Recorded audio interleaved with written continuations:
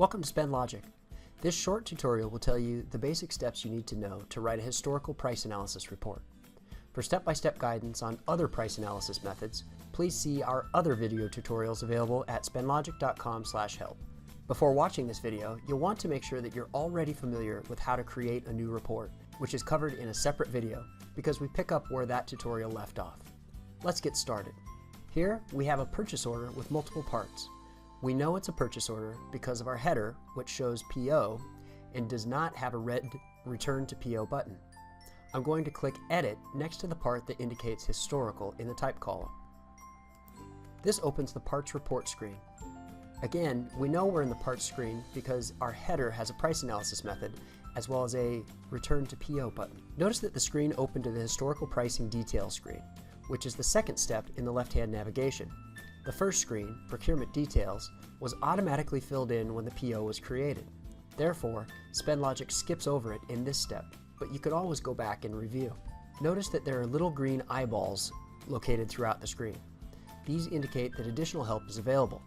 Hovering over these indicators shows additional information that may help complete the step that you're on. On this screen, SpendLogic is asking some basic compliance questions. The first question asks how the historical price was determined as reasonable. Recall that in order to rely on history, the prior price must be determined reasonable in and of itself. The choices may differ from what's shown on this screen depending on your company. The next question relates to terms and conditions. If it's indicated that the terms and conditions are not the same as prior purchases, then SpendLogic will require that additional information is provided.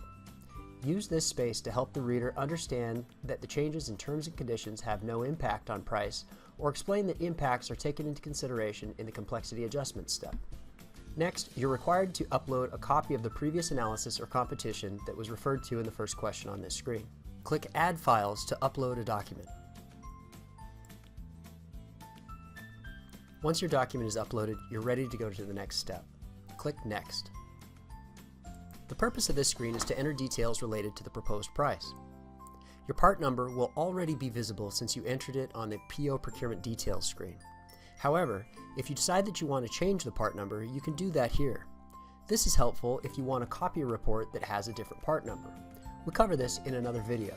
For now, there's no need to change what's entered. Clicking the input box for current delivery date allows you to type in a date using month, day, and year formats. To eliminate the possibility of formatting errors, click the calendar icon to bring up a date chooser.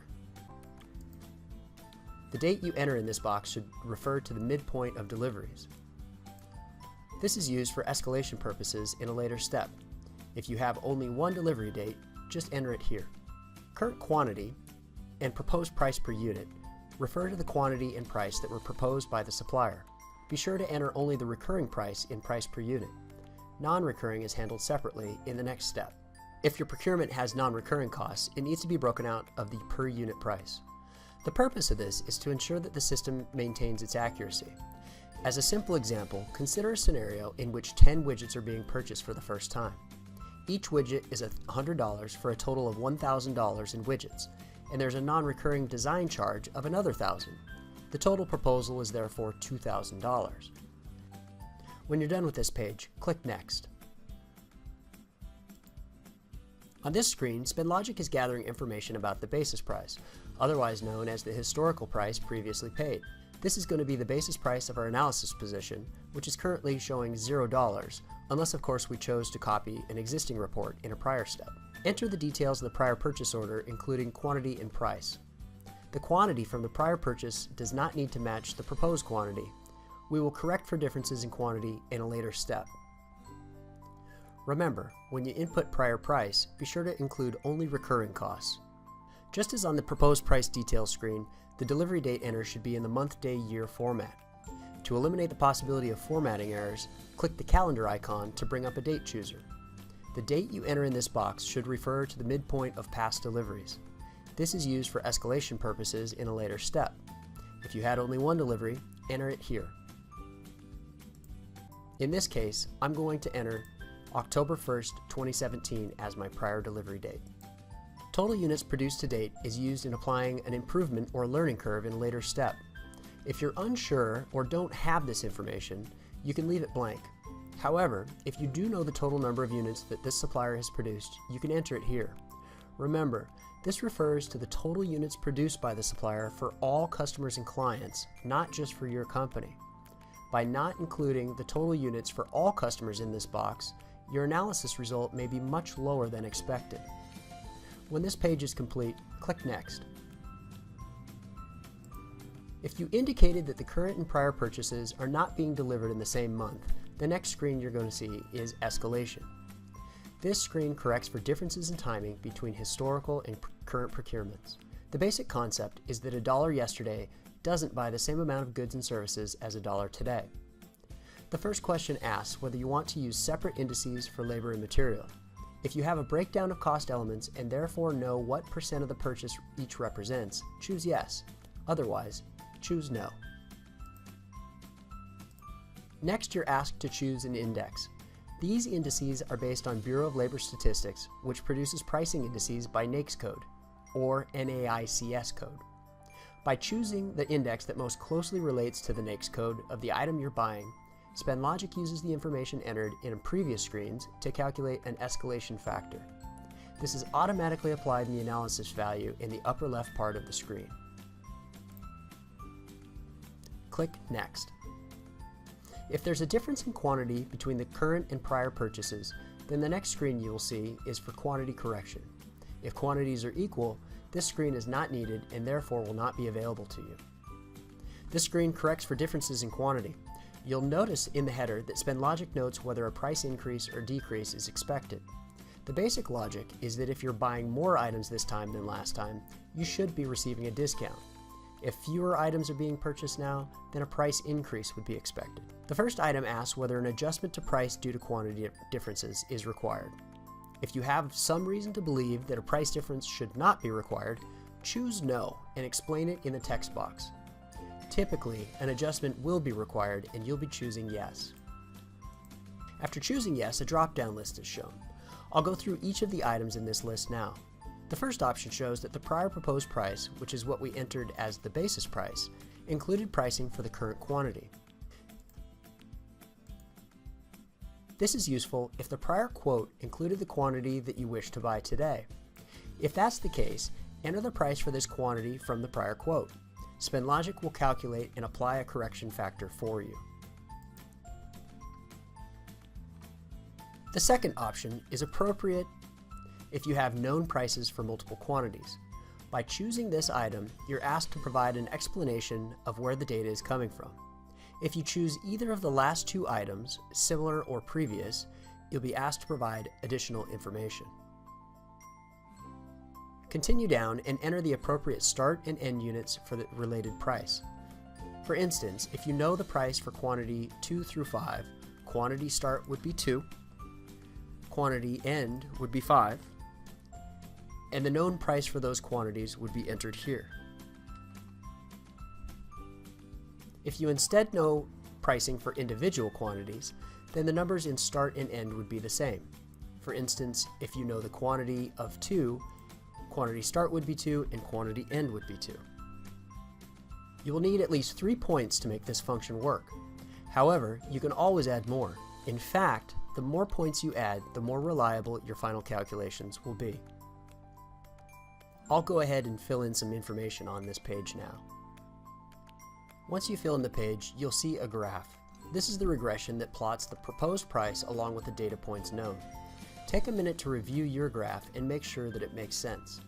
SpendLogic runs multiple regressions in the background and recommends whichever one has the highest R-squared value. R-squared is a statistics term that refers to how well the data entered fits on a line on a graph and ranges from 0 to 100%. The higher the R-squared, the better your data is when graphed. Generally, you should look for an R-squared value to be 90% or higher. If you have a low R-squared value, it's recommended that you use a different method for quantity correction. The quantity correction factor is what SpendLogic is applying to translate the prior price paid to the current price based on quantity. This calculation is applied automatically and is reflected in the analysis price in the upper left-hand part of the screen. The third option is to apply standard DoD factors. This works similar to inputting multiple prices and quantities, but rather than use data to identify a curve, SpendLogic creates its own curve using a slope of 95%. If you choose this option, no further input is required. SpendLogic automatically makes the calculations and applies the result. The last option is one that is likely to be used fairly rarely. If you know the price correction that is required for the difference in quantity, you can input it directly here. SpendLogic will apply whatever value you input. If you apply something less than 100%, you'll see a decrease in price. If you apply something greater than 100%, you'll see an increase in price. Make sure to be complete when entering the rationale in the box below. Once you've completed this screen, click Next. This screen allows you to make adjustments to price based on differences in complexity or market conditions. If the item you're purchasing is the same as the item purchased previously, choose Identical and click Next. If you're purchasing an item that is similar to the previous purchase, choose Similar To. You're then presented with a number of inputs. First, SpendLogic asks what part number this item is similar to. If you're purchasing a part with the same part number, enter that here. If the prior purchase had a different part number, that prior part number is what should be entered. Next, briefly describe how the parts are similar. Often, auditors issue findings due to not feeling comfortable that the items claimed as similar truly are. Be sure to make a good case for yourself and explain why the two items should be considered comparable. Next, we're asked to show the differences. A best practice is to list each difference separately. Start with a short description of the difference, such as change in material from steel to aluminum. Next, provide the dollar per unit impact of the change described. This can sometimes be tricky and may require help from a technical focal. Enter a positive number for increases in price and a negative number for decreases. The next box is where you provide an explanation of the dollar value provided above. Explain how you came up with the adjustment and be as specific as possible.